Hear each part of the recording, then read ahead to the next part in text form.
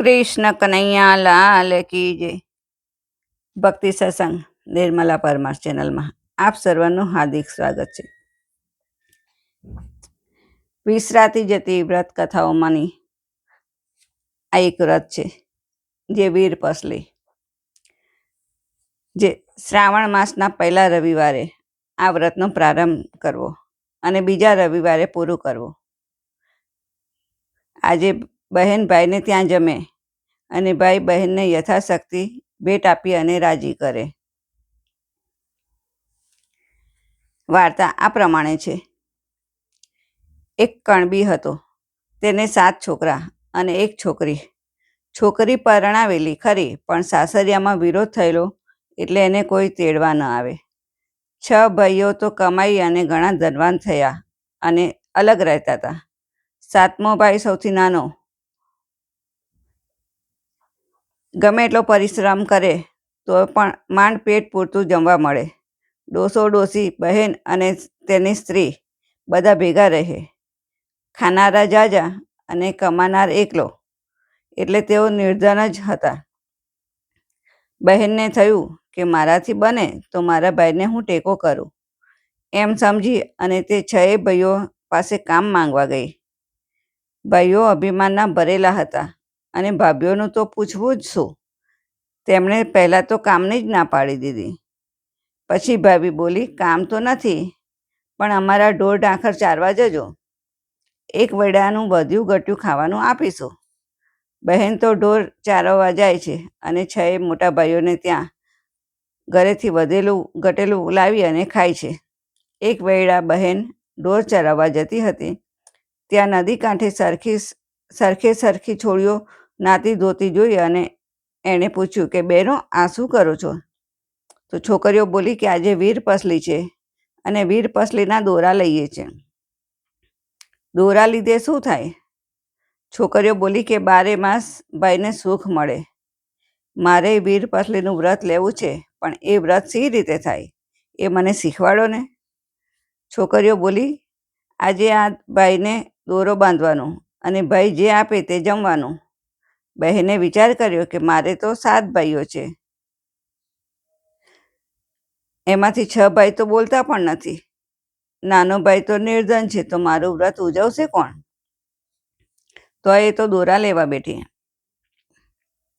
છોકરીઓએ પોતાના લુગડામાંથી 8 તાંતણા કાઢી અને 8 ગાંઠો વાળી અને દોરો આપ્યો અને તેને કહ્યું કે 8 દિવસ સુધી નાહી ધોઈ અને દોરાને દેવતાથી ધૂપ દેજે અને દોરાને ધૂપ દીધા પછી જ જમજે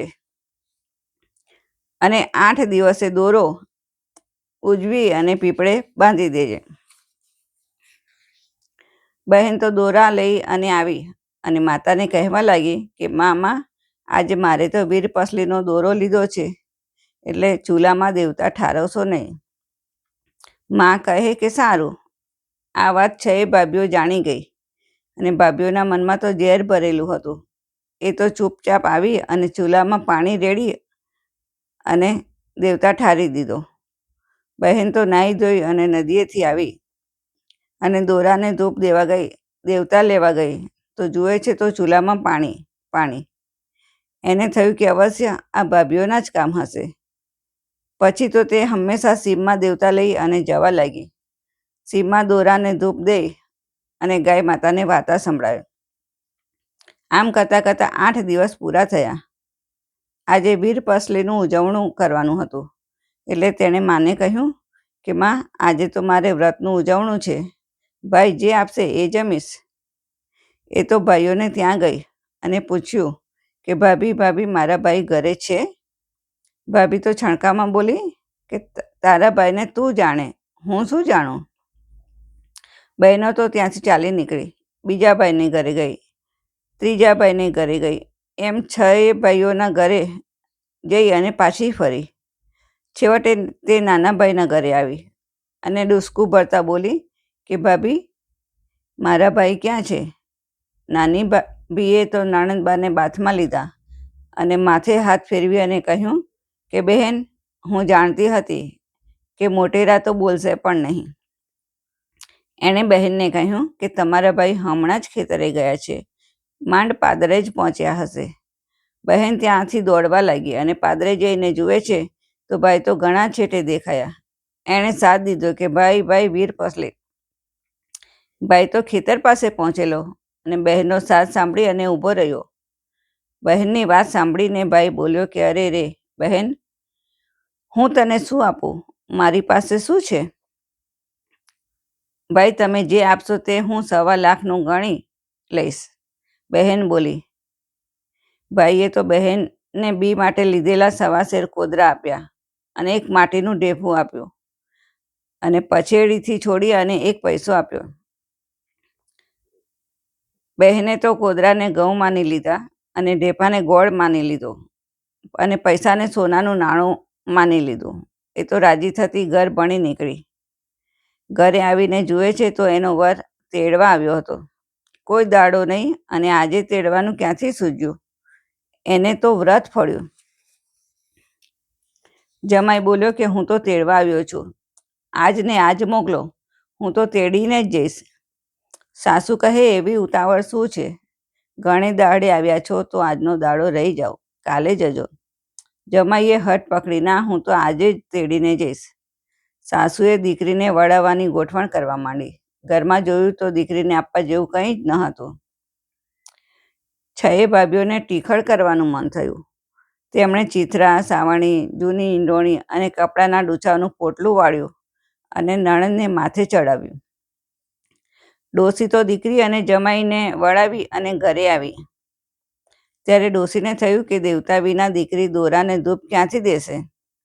દોરાને ધૂપ નહીં દે તો દીકરી ભૂખીને તરસી રહેશે. એ તો હાથમાં દેવતા લઈ અને દોડતી ગઈ અને સાથ દેવા લાગી કે દીકરી દીકરી, દેવતા લેતી તો જા. વર કહે તારી માં કંઈ નહીં ને દેવતા જ આપવા કેમ આવ્યા? વહુએ કહ્યું કે રૂડા પ્રતાપ આ દેવતાનો છે કે જે તમે નહોતા તેડવા આવતા તે મને તેડી. આજે મારા વ્રતનું ઉજવણું છે.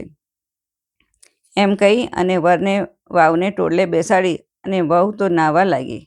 નાહીને ભીના કપડે બહાર આવી અને વરને કહ્યું કે પેલા પોટલામાંથી લુગડું નાખો ને. વરે પોટલું છોડ્યું અને કહ્યું કે કયું ચીર આપું? વહુને થયું કે મારી ઠેકડી કરે છે. એ તો બોલી, અમારે નિર્ધનને તો વળી હીર ને ચીર ક્યાંથી હોય? વરે લુગડું નાખ્યું. વહુ લુગડું જુએ છે તો કસબી કોરનું રૂપાળું અંબર. ખરેખર પોટલામાંથી તો જાત જાતના મોંઘા મૂલની સાડીઓ થઈ ગઈ. એણે તો બહાર આવી અને હરખમાં દોરાને ધોપ દીધો. એના મનમાં થયું કે પૈસો આપું તો પાસેના ગામમાંથી સીધું લઈ આવે. છેડેથી પૈસા છોડીને જુએ છે તો સોનાનું નાણું. ઢેફું જુએ છે તો ગોળ થઈ ગયો અને કોદરા જુએ છે તો ઘઉં થઈ ગયા. તેના આશ્ચર્યનો પાર ન રહ્યો. તેણે તો સોનાનું નાણું આપી અને પોતાના સ્વામીને સીધું લેવા માટે મોકલ્યા. ત્યાં તો વાવની પાસે મોટી હવેલી થઈ ગઈ. સીધું લઈને વર આવ્યો. વહુને તો 7મા માળની ઝરૂખામાં બેઠેલી જોઈ અને તે નવાઈ લાગી. વર મેળીએ પહોંચ્યો. બંને જણા પેટ ભરીને વાતો કરી. વહુએ રસોઈ કરવા માંડી, પણ જ્યાં ખોદે ત્યાં સોનું જ સોનું. તેણે તો ધરતી માતાને પ્રાર્થના કરી કે હે ધરતી માતા, એકલા સોનાને હું શું કરું? થોડી ભોંય ઉગાડી આપો. તરત જ ચૂલો થાય એટલી ધરતી ઉગાડી થઈ ગઈ. વહુએ રસોઈ કરી અને બંને જણા જમવા બેઠા. જમી અને પરવારીને વાતે વળગ્યા અને ત્યાં જ રહેવાનો નિશ્ચય કર્યો. એમને તો ખેતીવાડી, વણજ, વેપાર ચાલવા માંડ્યા. થોડા દિવસો વીત્યા. ત્યાં તો વહુના પિયરમાં દુકાળ પડ્યો. 6 ભાઈ ભિખારી થઈ ગયા. ડોસો, ડોસી, 7 દીકરા અને 7 વહુઓ પેટિયા માટે પરગામ જવા નીકળ્યા. બધા ચાલતા ચાલતા દીકરીની હવેલી આવ્યા. હવેલી જોઈને કામનું પૂછવા લાગ્યા. 7મે માળેથી દીકરીએ પોતાના ભાઈઓને અને મા બાપને ઓળખ્યા અને એમને પોતાને ત્યાં રાખ્યા. 6 ભાઈઓ અને 6 ભાભીઓને તો વૈતરાનું કામ સોંપ્યું. તગારા, કોદાળી અને ઈંડોણી આપ્યા. નાના ભાઈ અને ભાભીને કશું જ કરવાનું નહીં અને 2 વાર જમવાનું. ડોસો, ડોસી તો આ છોકરાને રાખે અને પ્રભુ ભજન કરે. એક દિવસ બધા સાથે જમવા બેઠા. બહેને 6 ભાઈઓની થાળીમાં સોનાના ટુકડા મૂક્યા અને 6 ભાભીઓની થાળીમાં રૂપાના ટુકડા મૂક્યા અને નાના ભાઈને લાપસી પીરસી. 6 ભાઈઓ અને ભાભીઓ જુએ છે તો બહેનને દીઠા તેમની આંખો ઉઘડી ગઈ. પોતાની બહેનને દુઃખ દેવા માટે તેમ બધા પસ્તાવા લાગ્યા. એમની આંખોમાં પાણી વહેવા લાગ્યું. બહેનને દયા આવી. બધા ભાઈઓને એક એક ઘર આપ્યું અને ભાભીઓને પણ જે જોઈએ તે આપ્યું અને બધા આનંદથી રહેવા લાગ્યા. બહેનને તો વીર પસલીનું વ્રત ફળ્યું.